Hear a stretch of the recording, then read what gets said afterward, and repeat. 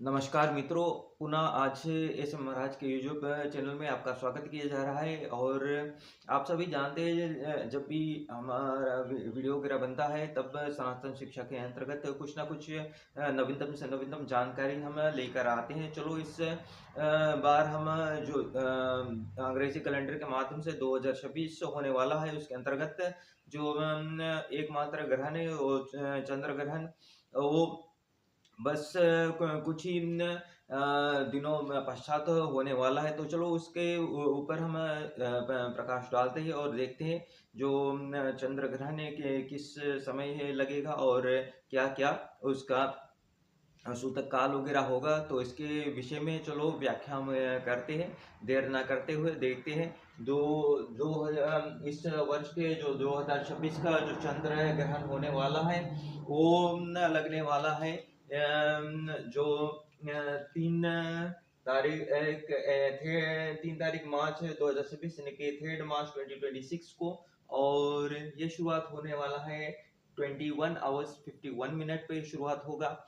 और यानी कि रात्रि को 9:51 PM पे शुरुआत होगा और ये जाकर समाप्त होगा 4 तारीख मार्च 2026 यानी कि 4 मार्च 2026 को ये समाप्त होगा।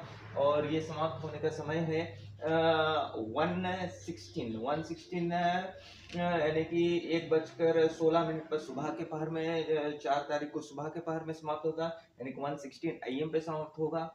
और जब भी चंद्र ग्रहण लगता है तो उसका जो सूतक काल होता है वो कुल मिलाकर 3 पहर का होता है। और 3 पहर अर्थात 9 घंटे का होता है। और इसी प्रकार जब सूर्य ग्रहण लगता है तो वो उसका सूतक काल 4 पहर पहर का होता है यानी कि 12 घंटा का होता है। तो हम चलो देखते हैं एक दिन में कुल मिलाकर कितने पहर होते हैं और किस तरह से उससे हम पहचान सकते हैं। तो चलो हम देखते हैं जब भी दिन का शुरुआत होता है मध्य रात्रि के बाद में, यह यानी कि मध्य रात्रि यहाँ पर जो प्रथम पहर होगा ये शुरू होता है मध्य रात्रि के बाद में। और ये इसका समय जो होता है 3 घंटे का होता है और सुबह के 3 बजकर तक ये प्रथम पहर रहता है। और दिन का जो दूसरा पहर शुरुआत होता है वो सुबह के पहर में 3:01 पे जो शुरुआत होता है और ये जाकर समाप्त होता है सुबह के 6 बजे। तो ये दूसरा पहर हो जाता है। और दिन का जो तीसरा पहर होता है ये सुबह 6:01 पर शुरुआत होता है और ये जाकर इसका समय जो तीसरा पहर समाप्त होता है सुबह के 9 बजे। तो ये तीसरा पहर हो जाता है।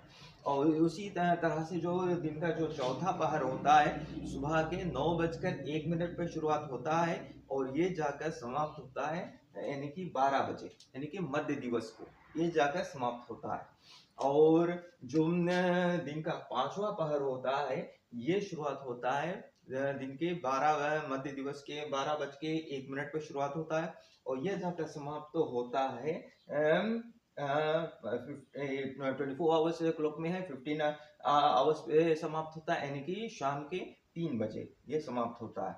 और दिन के जो छठवां पहर होता है ये 15 आवर्स 1 मिनट पे शुरुआत होता है यानी कि शाम 3:01 पे शुरुआत होता है और ये जाकर समाप्त होता है शाम के यानी कि 18 आवर्स पे यानी कि शाम के 6 बज चुके हैं। तो ये छठवां पहर हो गया। और दिन का जो सातवां पहर होता है ये शुरुआत होता है 18 आवर्स 1 मिनट पे यानी कि शाम 6:01 पे शुरुआत होता है और ये जाकर समाप्त होता है 21 आवर्स पे यानी कि शाम रात्रि के 9 बजे ये जाकर समाप्त होता है। और जो दिन का जो अंतिम यानी कि आठवां जो पहर होता है ये शुरुआत होता है 21 आवर्स 1 मिनट पे यानी कि रात्रि को 9:01 पे शुरुआत होता है और ये जाकर समाप्त होता है यानी कि मध्य रात्रि को यानी कि 24 आवर्स पे ये जाकर मध्य रात्रि को समाप्त होता है। तो कुल मिला के इसी तरह से जो 8 पहर दिन का विभाजित किया गया है। तो जो सूतक काल होगा वो 9 घंटे का होगा, और जिस पहर में ग्रहण लगता है उस पहर को छोड़कर 3 पहर का सूतक होता है।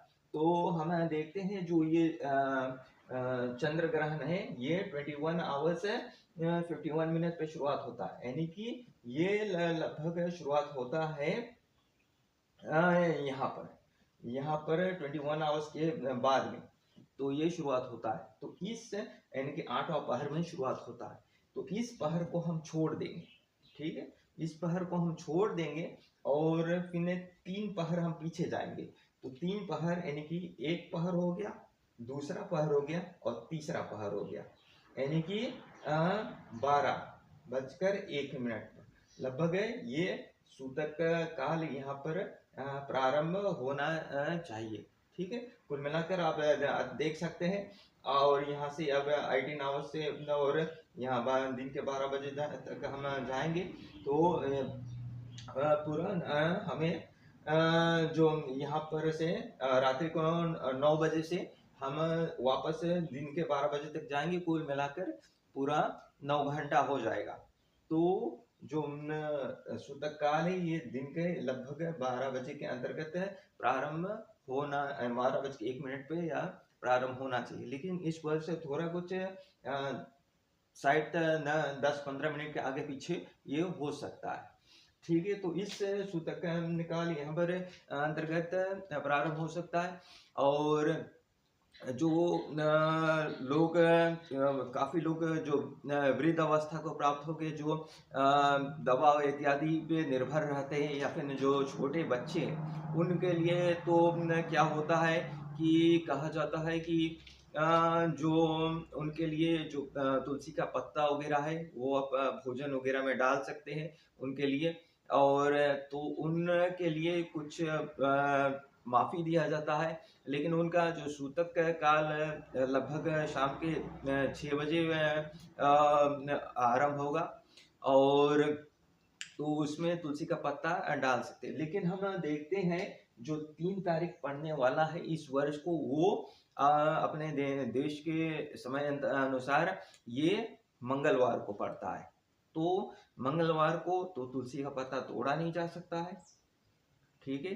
तो आप पहले से इसका व्यवस्था वगैरह कर सकते हैं, और इसे तोड़ के पहले से रख सकते हैं। और मान लिया जाए अगर आप भूल जाते हैं किसी कारणवश, जो काम वगैरह में आप व्यस्त हो जाते हैं और आप भूल जाते हैं कि आप तुलसी का पत्ता आपको तोड़ना है और आप नहीं तोड़ पाते, तो मान लीजिए तो नहीं तोड़ पाते, तो आपके घर पे अगर तुलसी का पौधा है तो आप जाकर उसके पौधा के नीचे देखिएगा कि अगर कोई पत्ता गिरा है या नहीं।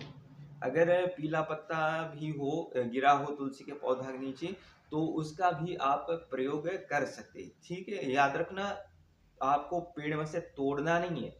और कुछ कुछ लोग स्वयं को बहुत ज्ञानी समझते हैं और पेड़ हिलाकर कहते हैं कि पेड़ के हम हिलाएंगे और पत्ता गिर जाएगा, नहीं, पेड़ को छूना तक नहीं है।